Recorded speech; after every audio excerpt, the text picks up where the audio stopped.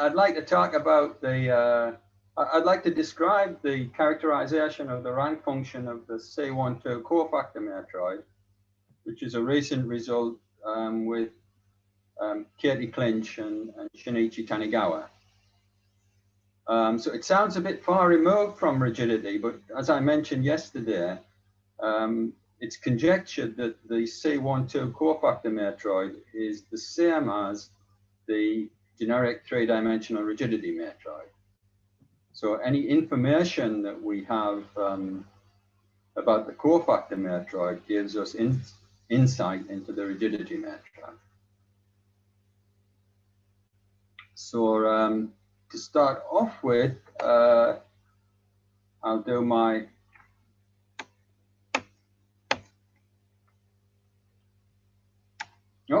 sorry. So this is my standard slide of matroid definitions. So matroid consists of a pair, which is a ground set and a family of independent sets, which satisfy these three axioms. Sets which are not independent are called dependent.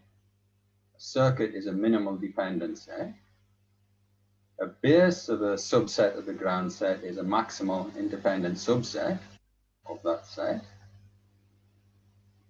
The rank of a subset of the ground set is the size of a maximal independent subset.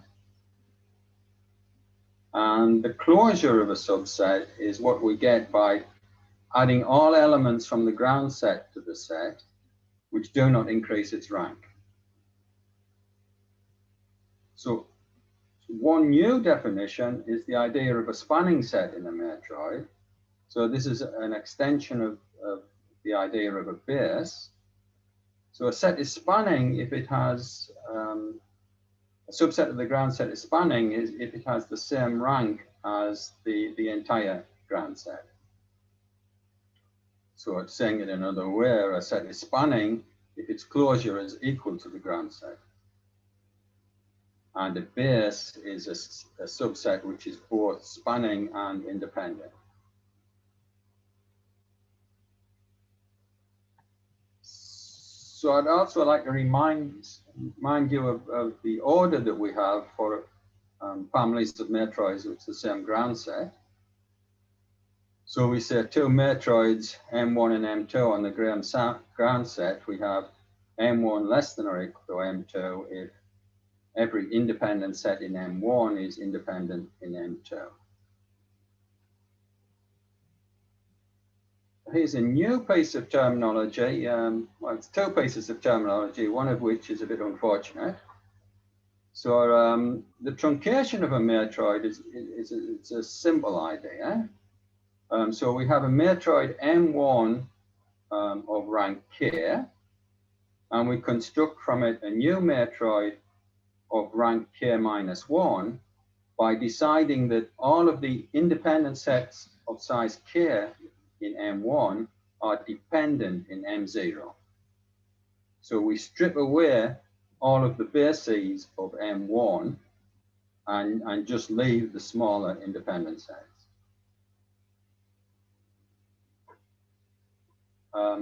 So the unfortunate terminology is due to, it's not due to me, it's due to Henry Crapo. So in 1970, he defined a matroid erection as the inverse operation to a truncation. So M1 is an erection of M0 if M0 is the truncation of M1.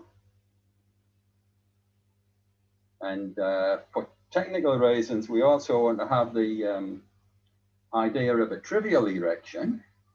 So a trivial erection is the matroid, we would consider the matroid M0 to be a trivial erection of itself. And erections are more complicated than truncations. So every matroid has a unique truncation, but matroids could have several or maybe no non-trivial erections. So we'll see some more about this in a second.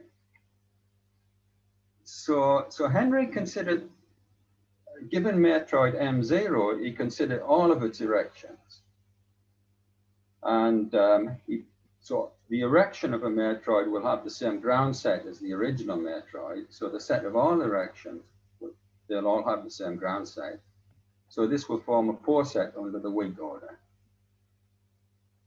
And so Henry showed that it's actually, it's a well-structured pore set. It's actually a lattice.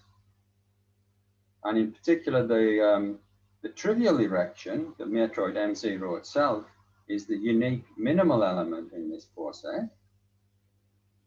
And more surprisingly, he showed that there is also a unique maximal element. And he called this maximal element the free erection. So the idea is that the free erection only has the minimum, so some of the dependencies in the free erection are forced by the original Matroid, and so some of the dependencies in any erection are forced by the original Matroid. And in the free erection, we only take the dependencies which we have to. So Henry applied this in order to enumerate Matroids. So he started off, say, with the Matroid which has rank 0, where everything is dependent. And then if you successively construct erections, you construct all Matroids of rank 1 and all Matroids of rank 2 and all Matroids of rank 3. And Henry gave an algorithm for constructing these erections.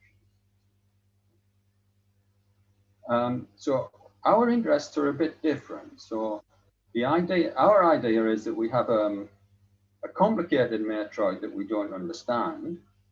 So we truncate it down to a level that we do understand. So we truncation to very low rank. And then we reconstruct it by taking erections, and actually we will take free erections. And so incrementally, the Matroid gets more complicated, and we hope that we can understand what happens with each incremental erection. So here's an artistic impression of what's going on with truncations and erections.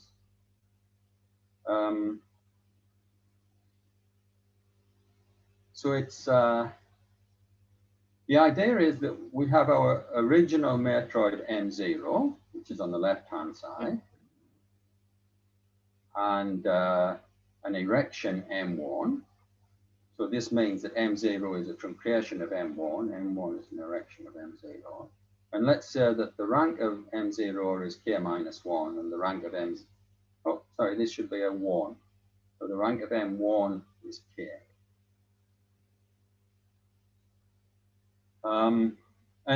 So what I'm trying to show is that we only have to worry about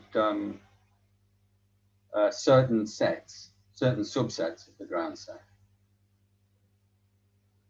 And so I'd like to concentrate on subsets which are either independent or are circuits. And amongst the circuits, I'll have non-spanning circuits and spanning circuits. And for the other subsets, which are all dependent, but they're not circuits, I'm giving them the technical term junk.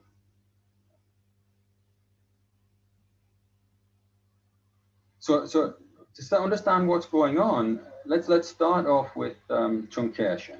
So we'll imagine we start with M1 and we truncate from rank K to rank K minus 1. So we'll move from right to left.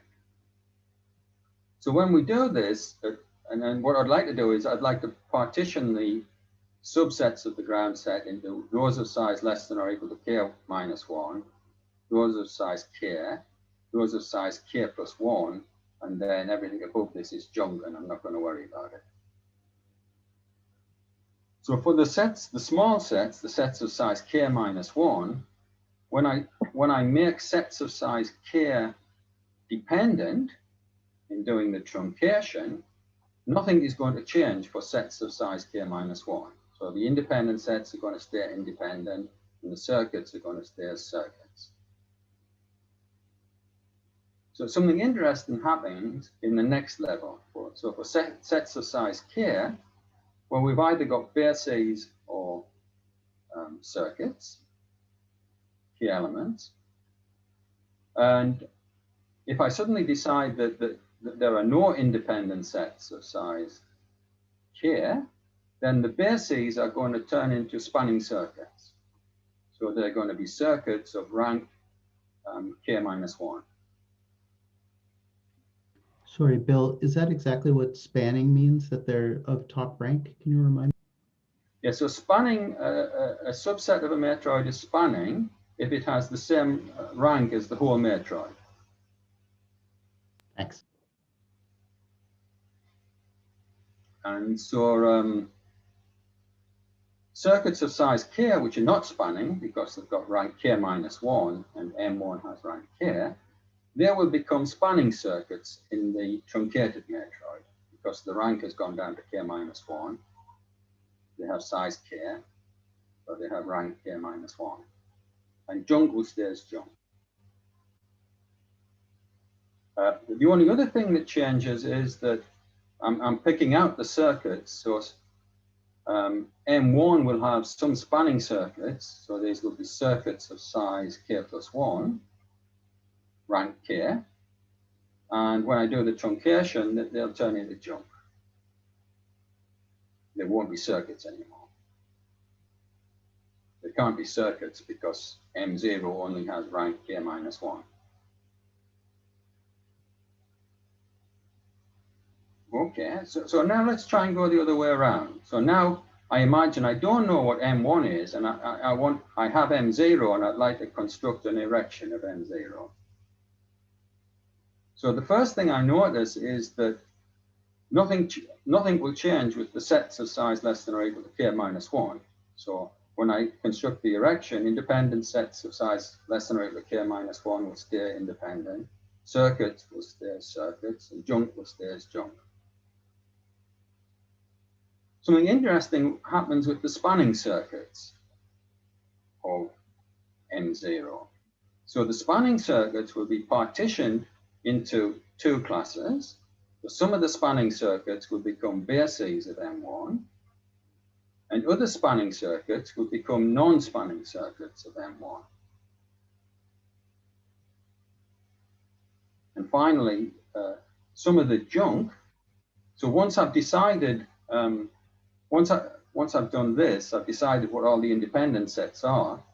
So the matroid is fixed once I've decided this partition.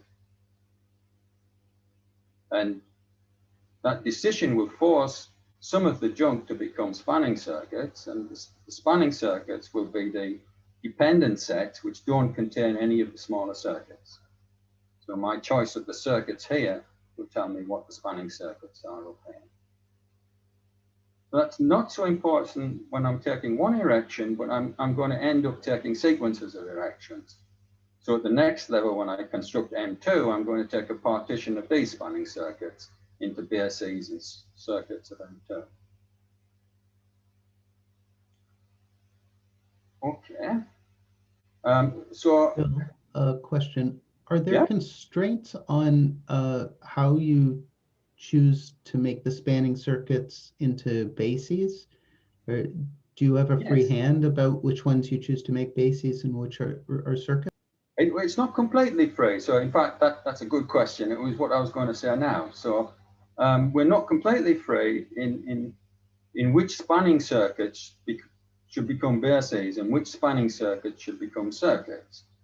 Because the matroid circuit axioms, but I haven't told you what these are, but we can define a matroid in terms of its circuits as well as its independent sets. So the matroid circuit axioms applied to these circuits may well imply that some of the sets of size k must be spanning circuits. So the circuit axioms applied to these circuits may give us some larger circuits.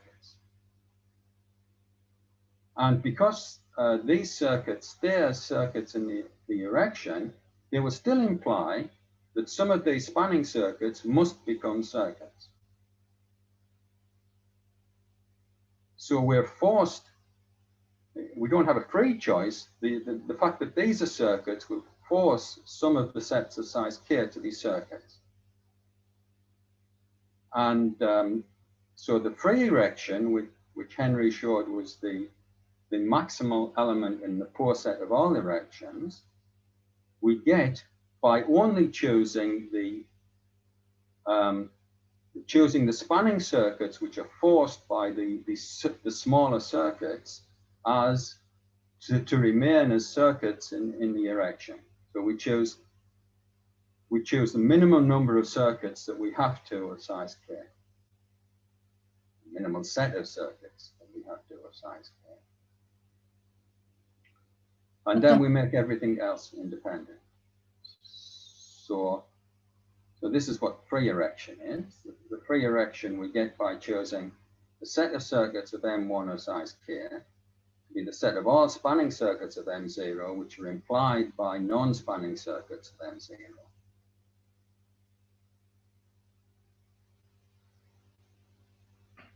So I just want to know, but there need not be a spanning circuit. What do you do then?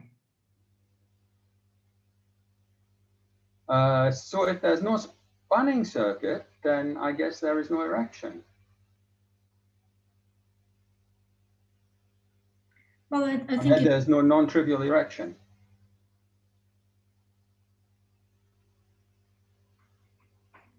So that was the next slide. So it's a special case of the next observation, that if the circuits of size k minus 1 imply all of the spanning circuits of M0, or in particular if M0 has no spanning circuits, then no, sorry, that's the wrong way around. I'll go back to your question in a second. If the circuits of size less than or equal to k minus 1 imply all of the spanning circuits of size k, then we're not free to make any bases of size k. So everything must remain as circuits. And that means that we cannot construct a non-trivial erection. We cannot construct a matroid M1 which has rank 1 bigger than M0, which truncates to M0.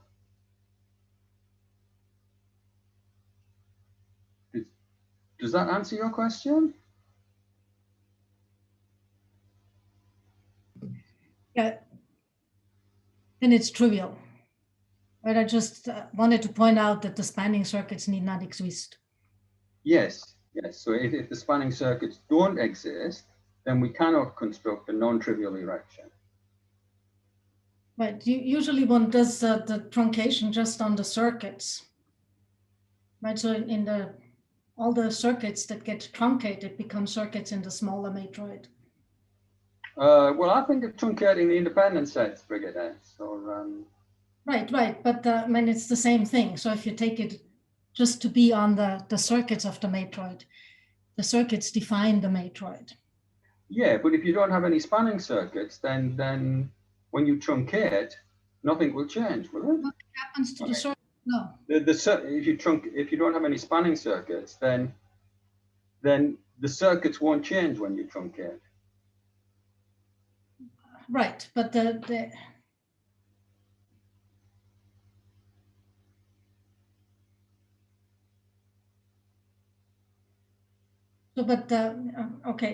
your ground set doesn't change, right? So that's the problem. Yeah.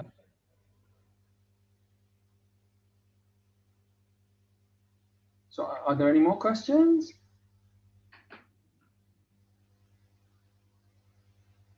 Okay, so I'll move on. So as I mentioned on the previous slide, the game we're going to play is we're going to take sequences of erections, and I'd really like to get away from this erection terminology. So I'm going to define a sequence of erections as an elevation. So I'm going to say a partial elevation of a fixed matroid M0 is any matroid that I can get by taking a sequence of erections. And a full elevation is a matroid that I can get by taking in some sense, a maximal sequence of erections. So I keep on, of non-trivial erections. So I keep on taking non-trivial erections until I arrive at a matroid which has no non-trivial erection. And this gives me a full elevation. And since I have the idea of a free elevation, the idea of free elevation is what I get by taking a sequence of non-trivial free erections until, again, I arrive at a matroid which has no non-trivial erection. I can't make it any bigger in some sense. So now, instead of, this gives us a much bigger set of matroids on the same ground set. And again, it will be a poor set under the weak order. And M0, the original matroid, will be its unique minimal element. And because the operation of constructing an erection gives us, a non-trivial erection gives us a matroid which is strictly bigger than the matroid that we started with, every maximum element in this poor set will have no non-trivial erection. So it will be a full elevation. But the converse is not true. There may be full elevations which are not maximal elements.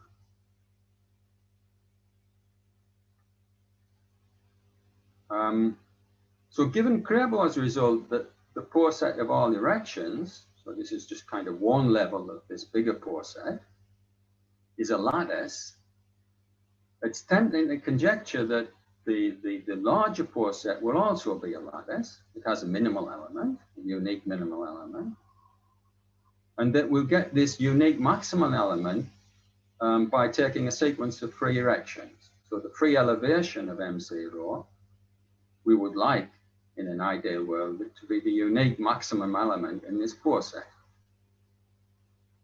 But life is more complicated than this. In some sense, this is good news because it means that the topic is much more interesting. So Berlowski showed that, that this poor set is not a lattice and it can have several maximal elements. So Berlowski gave an example in 1986.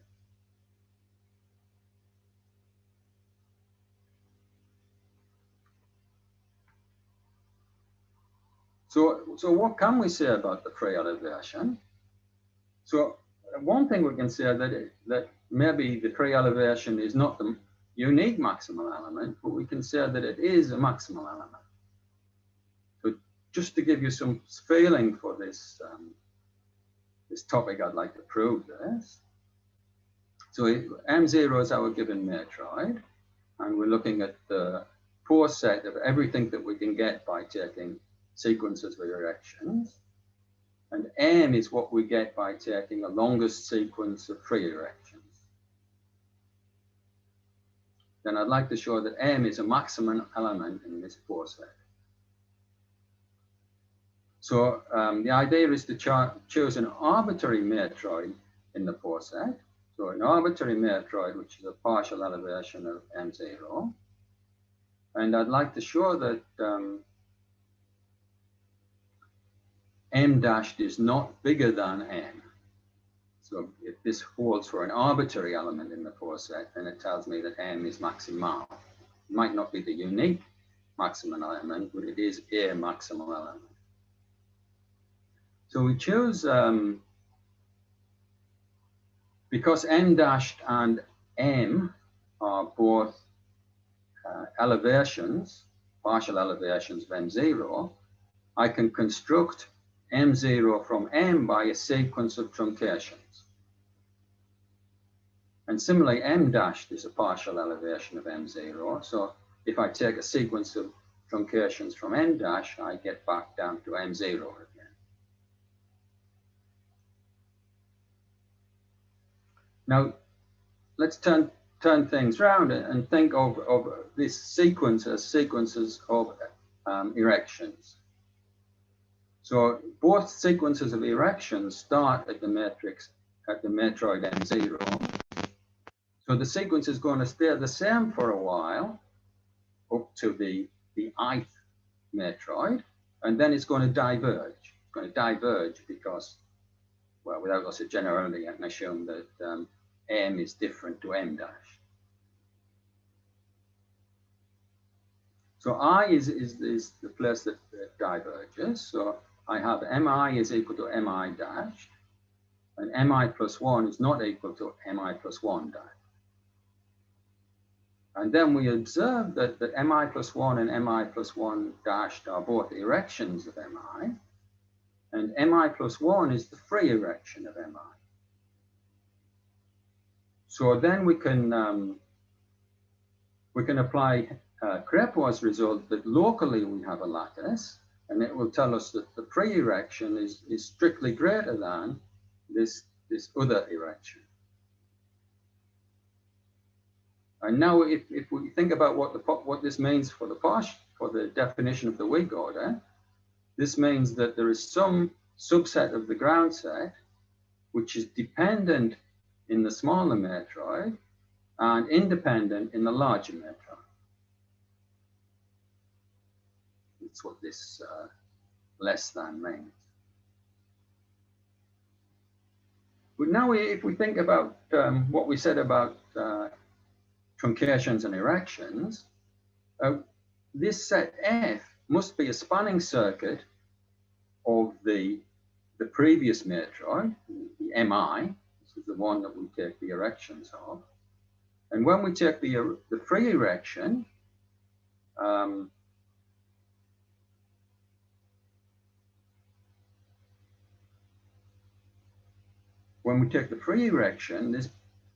this spanning circuit becomes a base in the free erection, but it stays dependent, actually becomes a non-spanning circuit in the non-free erection. But then, if you remember in the previous slide, so now we take other erections in order to get MS dash and MT. But if you remember, for the small sets, the sets which have size much smaller than the rank, nothing changes. So the fact that F is independent in Mi plus 1 will tell us that F is independent is always independent in the sequence of erections after that. And because F is dependent in Mi plus 1 dash, it will stay dependent in the sequence of erections of the dashed matroids. So now, because F is dependent in MS dash and independent in MT, MS dash is not bigger than MT. And MS dash is our original matroid M dash, and M is our free elevation. So the free elevation is a maximal element.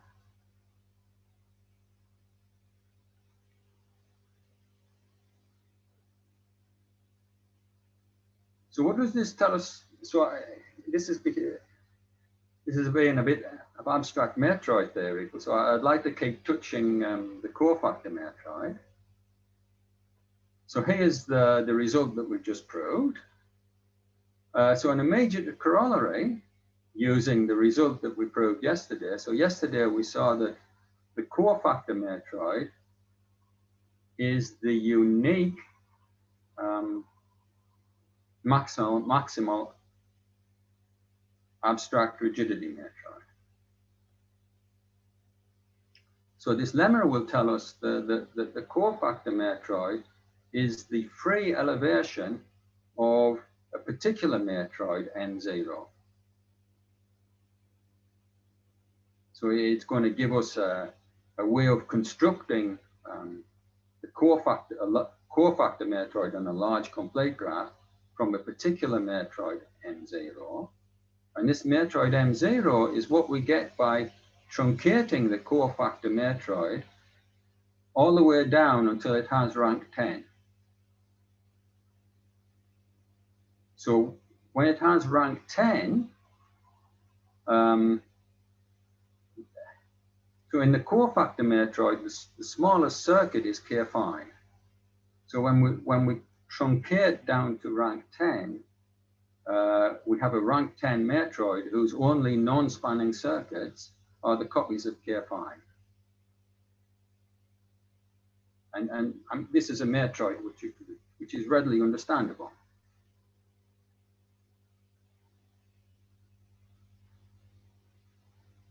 So why does that follow? Well, it follows, I'm going to cheat a little bit. So we saw yesterday that the core factor matroid was the unique maximal abstract rigidity matroid. So it's the unique matroid in the pore set of all abstract rigidity matroids on the edge set of the N. And now we prove something a bit stronger. So we can show that we actually show that it's the unique maximum element in the pore set of all partial elevations of M0. So we truncate it all the way down to rank 10, and then we consider all the elevations, the partial elevations that we can get from the truncation. And the same result tells us that it's maximal. The same proof technique tells us that it's maximum in this larger pore set. There is not so much difference between the pore sets. So I guess you won't remember, but Nguyen showed that a matroid is an abstract, I guess, 3 rigidity matroid. There's a 3 missed out here. If and only if every copy of K5 is a circuit, and the rank of the matroid is given by the maximal bound. So the rank of the matroid should be 3n minus 6. So in our partial elevations of M0, it's still true that every copy of K5 is a circuit, but we allow the rank to be smaller than 3n minus 6. So it's just a slightly bigger set, slightly bigger pore set.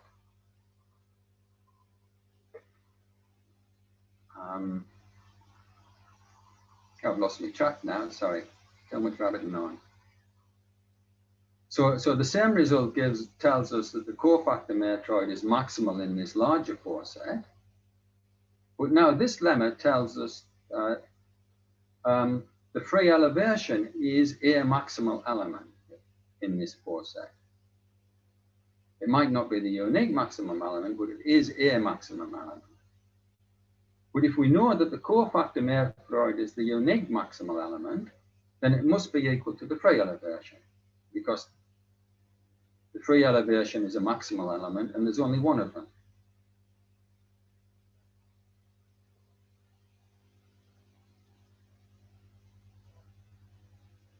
So this gives us a way of iteratively constructing the core factor matroid from this small matroid by taking free elevation, free erection.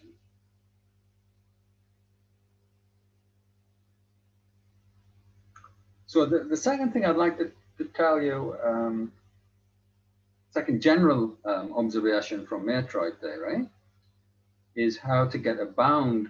What I'd like to do is I'd like to get a bound on the set of all partial elevations of this, our matroid M0. So here is a couple of general observations about an arbitrary matroid. So this is just the rank function in an arbitrary matroid, and there's going to be no elevations, no erections. We just have a matroid, and we say a sequence of circuits in the matroid is proper if no circuit in the sequence is contained in the union of its predecessors. And now an elementary observation is that if we have a proper sequence of circuits, then the rank of the proper sequence is at most the size of the union of the circuits minus the number of circuits. And this is an easy induction on the number of circuits. So if we just have one circuit, then it's well known that the rank of the circuit is the size of the circuit minus 1. It's a minimal dependence set. So now for the inductive step, we'll suppose we have at least 2 circuits. And we notice that the rank of the union of the circuits is at most the rank of the union of the first n-1 circuits, plus the rank of the set of elements in the last circuit which don't belong to its predecessors. So this is just follows from the submodularity of the rank function. So now we can hit the first term with induction, and we get this bound. And now the fact that the sequence is proper tells us that this set is non-empty, and it readily gives us this, what we need.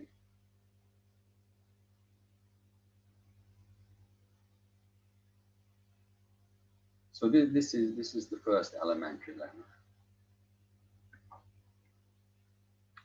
The second elementary lemma about rank in a matroid. So this is a repetition of what we've just proved. Is that I can bound the rank function of an arbitrary set in a matroid by stripping away some subset and bounding that by the size of the subset, and then bounding the rank of what's left by a cover of what's left with a proper sequence of circuits. So what's left is F minus F0. And again, this just follows from submodularity. So by submodularity, the rank of F is at most the rank of F0 plus the rank of F minus F0. And I can bound the rank of F0 by the size of F0. And I can bound the rank of F minus F0 by this. So the F minus F0 is contained in this union because the union covers F minus F0.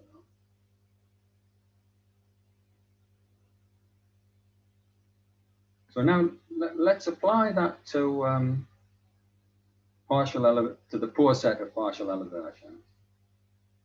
So here's the result that we've just proved.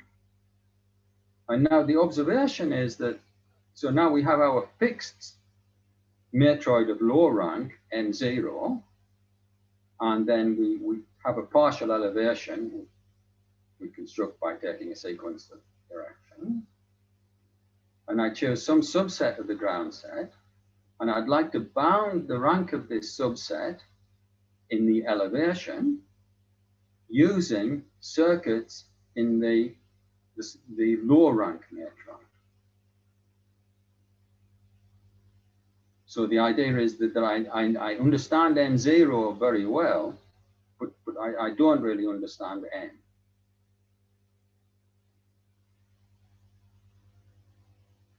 So the bound that we get is almost the same as this bound, but instead of using an arbitrary set of circuits in M, we use a proper sequence. Sorry, instead of using a proper sequence of circuits of M, we use a proper sequence of non-spanning circuits of M0,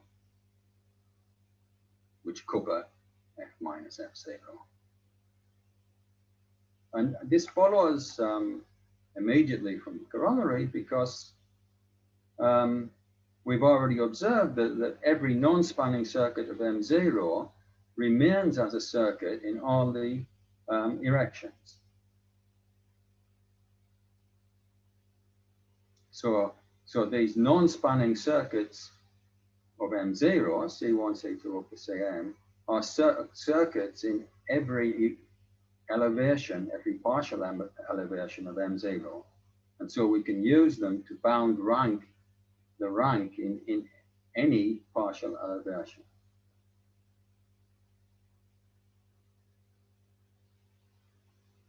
It's very quiet out there. This is very nice. Oh, okay, good, thank you. So now I'd like to try to say something about the rank function of the free elevation of a matroid. So we have our matroid M0, and I'm going to define, so for any subset of the ground set, I'm going to define a function. I'm going to associate a non-negative integer. So I'm going to have some function rho, which maps the set of all subsets to the non-negative integers. And I'm going to use the bound from the previous slide. So for any subset of the ground set, I take the minimum over all subsets of F, and then I take all proper sequences of non-spanning circuits of M0, which cover F. Sorry, which cover F minus F0. And now we've seen that the quantity on the right-hand side gives us an upper bound on the rank function of any partial elevation. So in particular, it gives us an upper bound on the rank in the pre-elevation. So now let's suppose that by some lucky coincidence, this function rho happens to be submodular. Well, if it's submodular, then it will induce a matroid. And it's not difficult to say that this matroid will be an elevation of M0. It will truncate down to M0.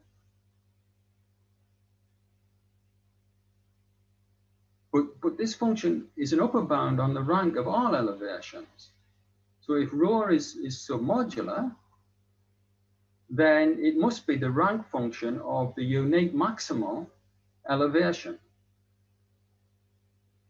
of M0. And because we know that the free elevation is always a maximal elevation, we know the free elevation is always maximal in the poor set of all elevations, then it must be the free elevation.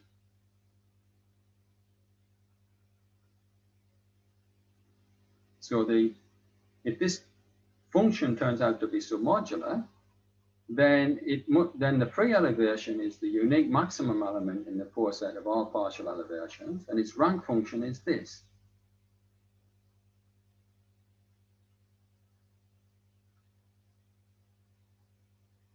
So the obvious question is when is this function submodular?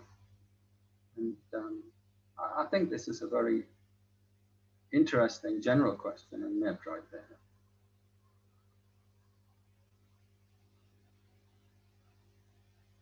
For our application to the cofactor Matroid, or for abstract rigidity Matroids, I guess, if we can show that this function rho is submodular in the particular case when M0 is the, how should I say it? It's the truncation of let's say the d-dimensional rigidity matroid down to the rank, down to when its rank is equal to the size of its smallest circuit. So the smallest circuit in an abstract d-rigidity matroid is K d plus 2. So if we take M0 to be the rank d plus 2 matroid on the edge set of a large complete graph, in which all the non-spanning circuits are the copies of Kd plus 2, then if it turns out that for this particular case, rho is submodular, then it will verify the first part of Graeber's conjecture, that there is a unique maximal abstract d-rigidity matroid, and it will tell us that this unique maximal abstract d-rigidity matroid is the free elevation of this matroid M0.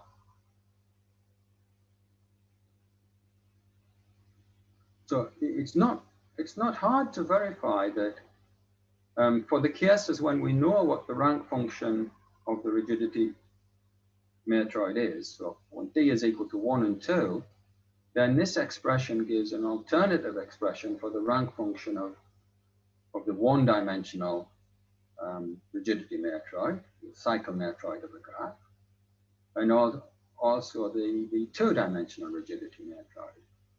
generic rigidity matrix. So the answer to this question is yes when D equals 1 and 2. And what we show that it's also true when D is equal to 3. But we do that by showing that this function is the rank function of the cofactor matrix.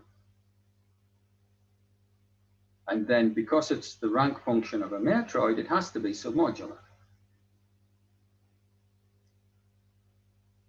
But at least this gives a glimmer that there may be a general proof, a proof of Graeber's conjecture for arbitrary D, if we can show that this is submodular for this particular, when we take M0 to be this particular matrix for arbitrary D.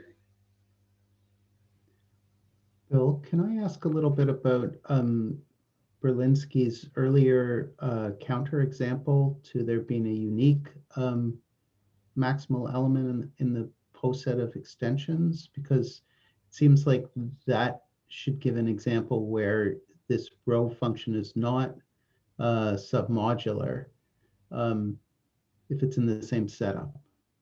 Yes, exactly. So for Perlowski's example, this function is not submodular. So thanks for pointing that out.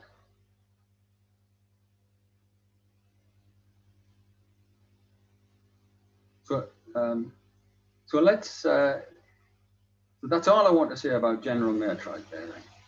So what I'd like to do is just finish off with giving some implications for the cofactor matroid. So I'd like to state our theorem for the cofactor matroid without reference to Matroid elevations.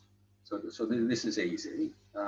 So all we need is the circuits of.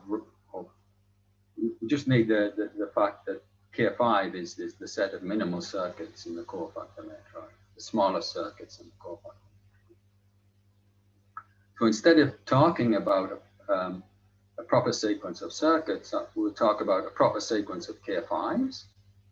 So in the complete graph on n vertices, a proper sequence of K5s is just a sequence of K5s so that no K5 is contained in the union of its predecessors. And then our theorem for the rank function of the cofactor matroid is that the rank is determined by by proper K5 sequences. So we have our set F, we strip away a subset F0, and then we cover everything that's left with the proper K5 sequence.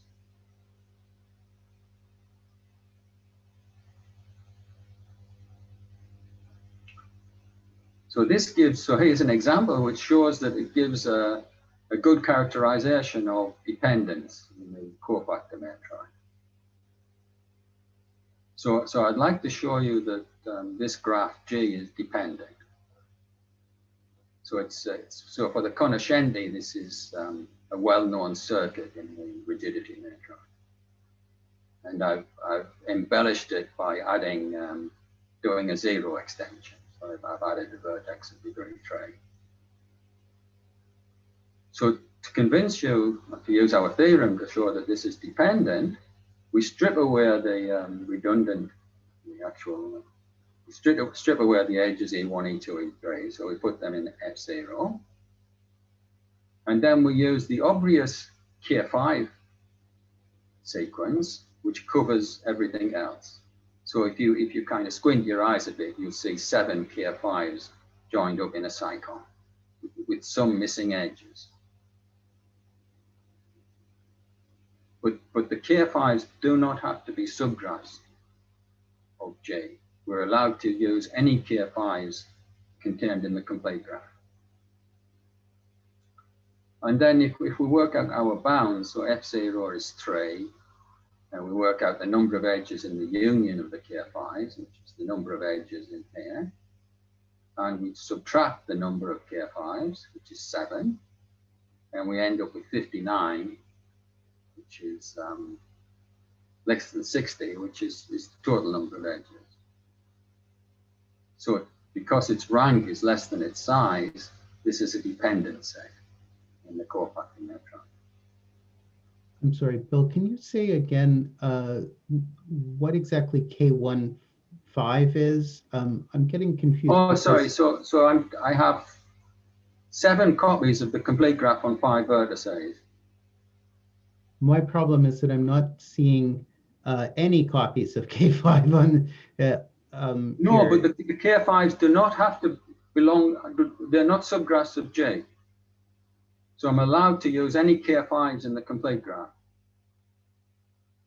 Or a complete graph on the vertex set of J.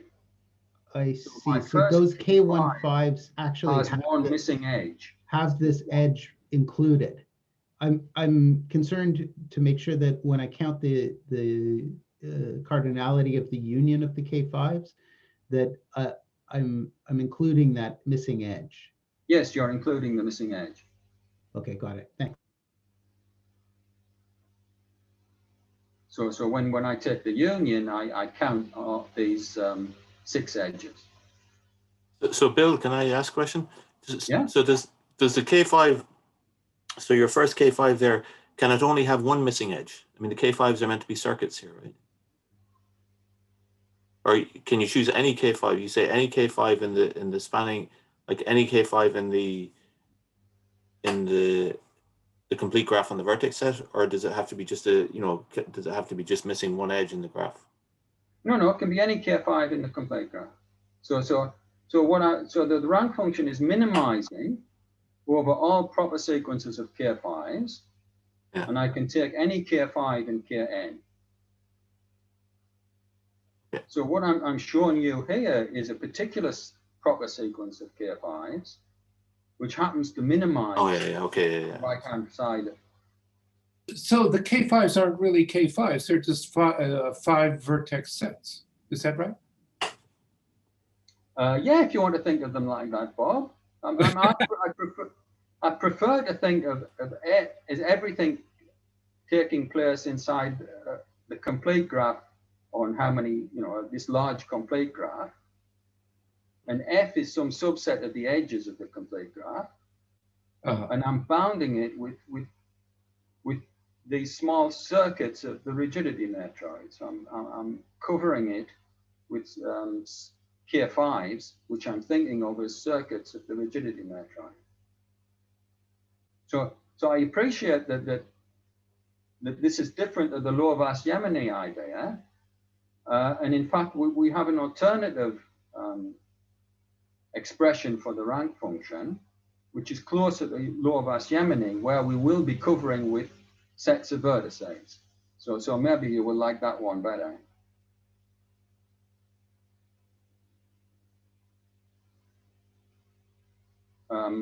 So I'd just like to say that as far as we know, this is a completely new kind of rank function for a matroid. So I think it will be interesting to investigate, and in particular, we have no idea how to calculate this rank function efficiently in polynomial time. So if we know what the certificate is, it gives us a polynomial certificate for dependence, but we don't know how to find such a certificate.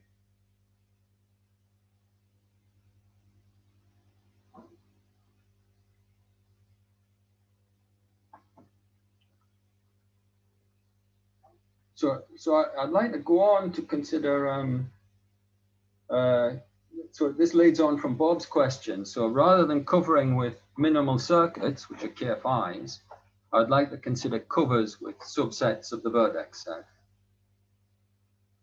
So this is, as I said, this is closer to Lovász-Jemeny kind of expression for the rank function. So I imagine I have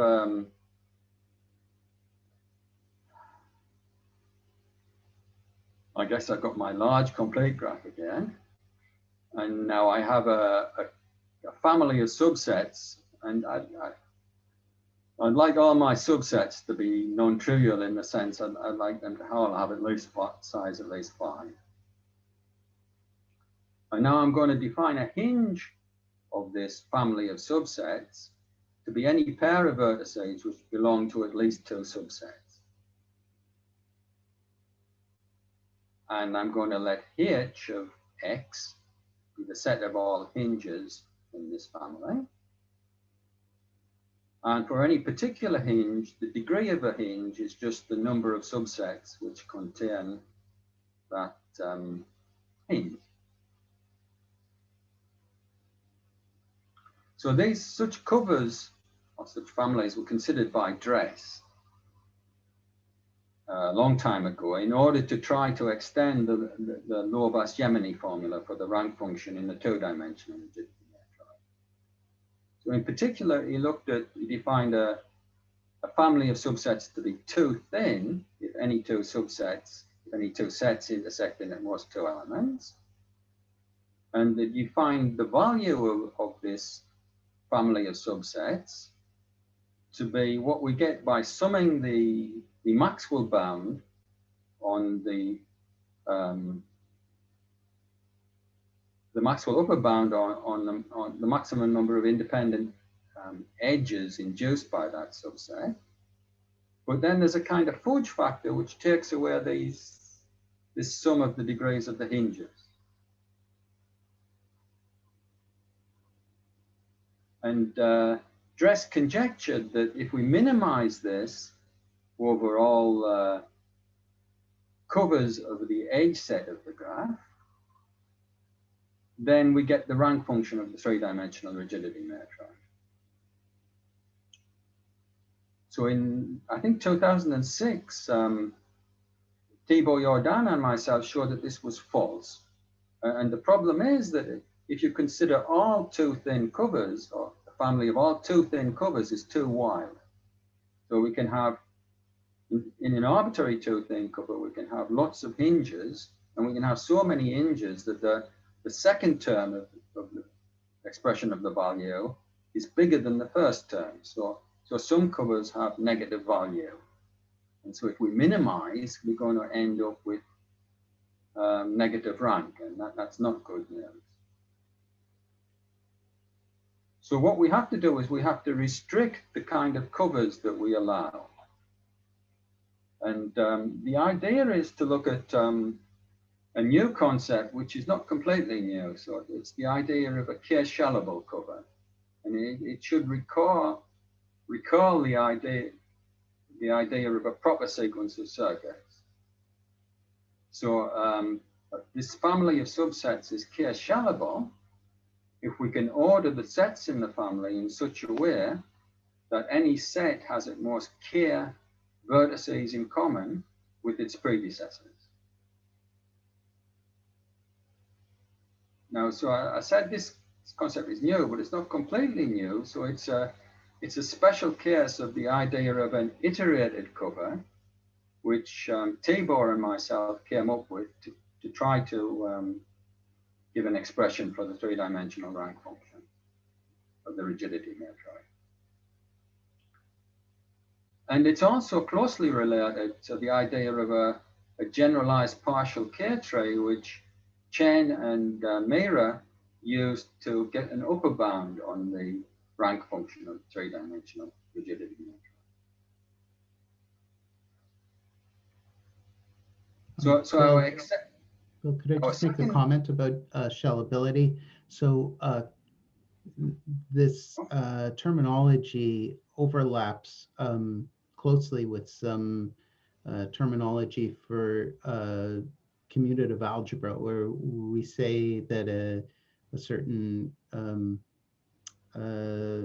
simplicial complex is shellable if there's some construction, like a certain kind of iterated construction. I'm curious about the relationships. Yeah, so the concepts are so this is intentional. So maybe it'll seem it's even closer after the next slide.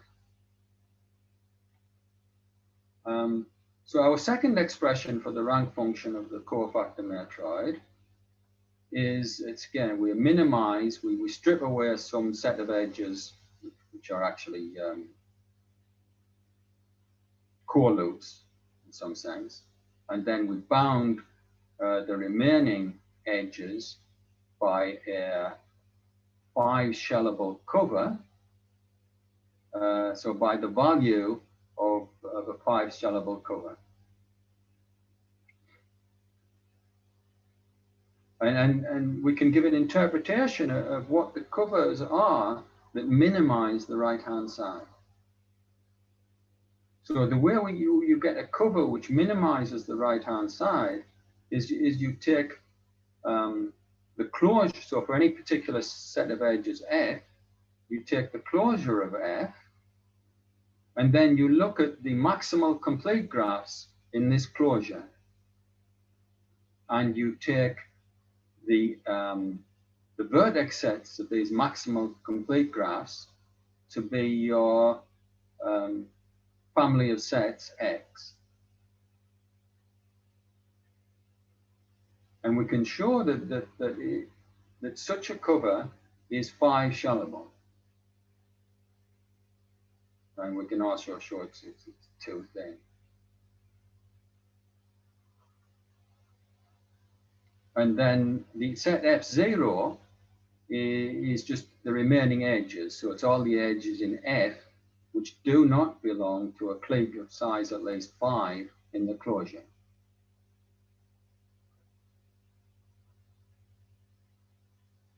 So this expression for the rank function is it's a special case of a less pretty expression for it was conjectured to be the rank function of the 3-dimensional rigidity matroid by Tibor and myself in 2006. And this second observation that the rank is determined by the cliques in the closure goes back to a conjecture of Dress in 1987, which is also a conjecture about the rank in the 3-dimensional rigidity matroid. So this theorem tells us that both conjectures for the 3-dimensional rigidity matroid are valid for the cofactor matroid.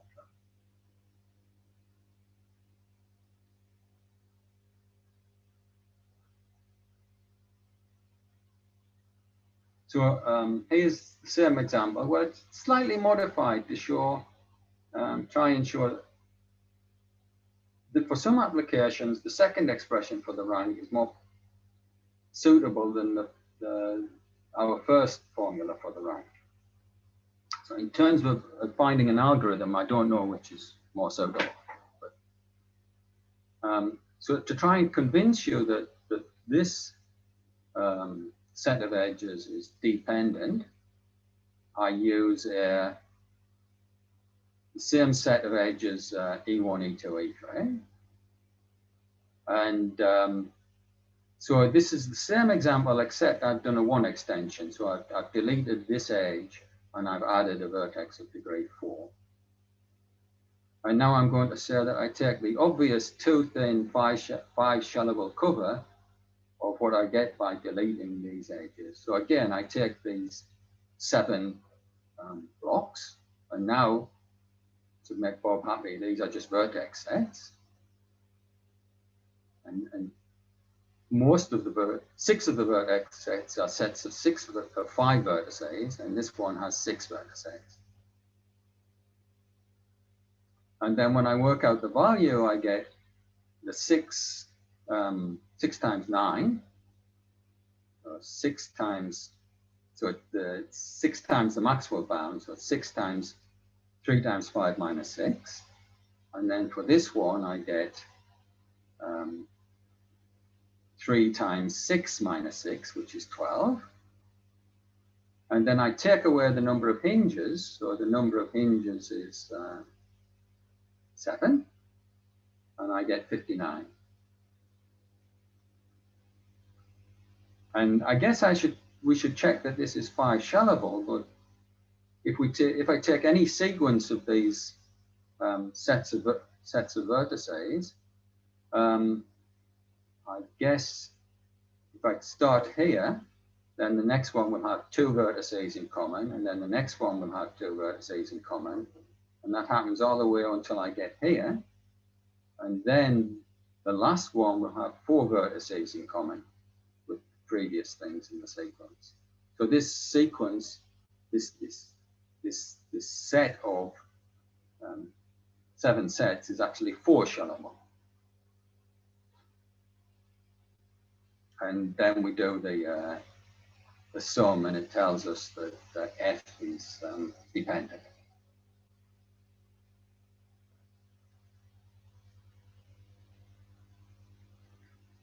So another application of the second formula is that we can verify a conjecture of Lovász and Yemeni about the, we can show that a conjecture of Lovász and Yemeni about the 3-dimensional rigidity matroid holds for the cofactor matroid. So we can show that every 12 connected graph is C12 rigid, which I guess I mean has maximal rank in the, it's a base of the C12 matroid on the appropriate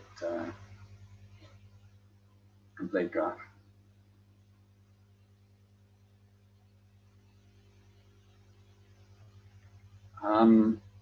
So to finish off with, again, I've gone over time, sorry.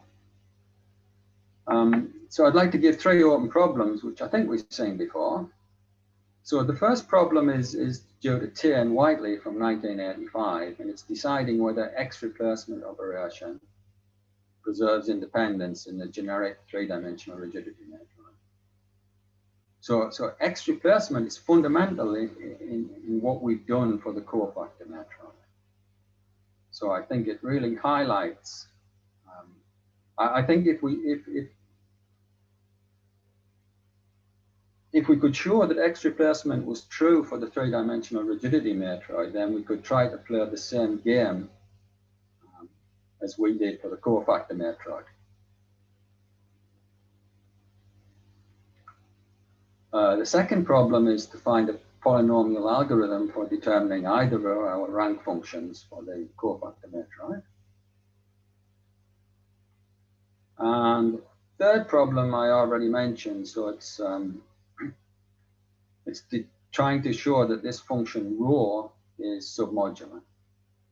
And I'm taking the special case that I mentioned, which is relevant to Graeber's conjecture.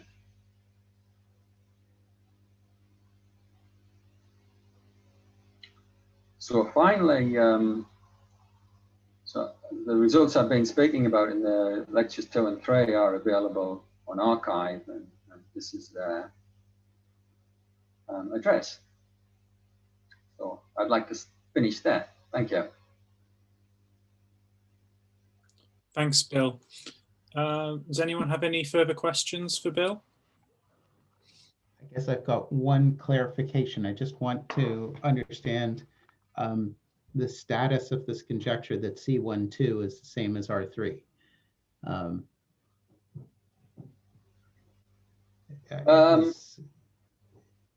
not sure what you mean. Around it's open. It's open. There we go. Yeah, Yes. It's okay. I mean, it looked awfully close to being settled, but I guess it's a question of the submodularity, or what's needed to, given your results, it looks like you were very, very close to establishing that.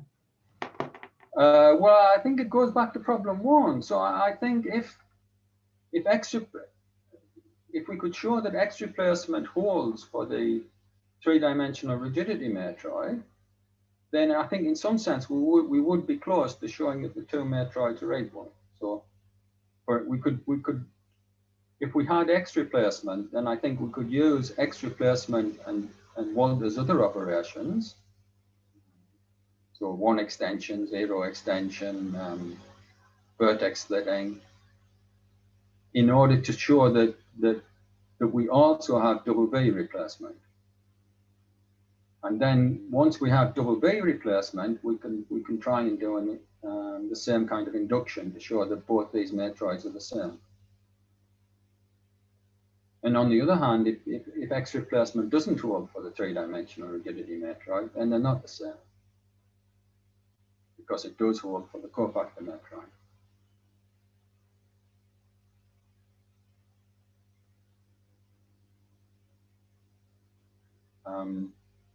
And so I think Brigitte had told me that Jack Graeber had tried for a long time to prove that X replacement worked for the three-dimensional rigidity matroid using the kind of algebraic independence argument. Exactly. And, sorry? Yeah, he did. Yeah. And so I've also tried, and I'm sure lots of other people have tried to do that. But maybe our proof technique, which uses algebraic independence, our proof technique to show that double V replacement holds for the cofactor matroid, I think it uses algebraic independence, but it also uses a subtle kind of induction. So at least it's given me some kind of encouragement to go back and have another try at X replacement for the three-dimensional rigidity matroid. But it seems to be harder than double V for the cofactor matroid.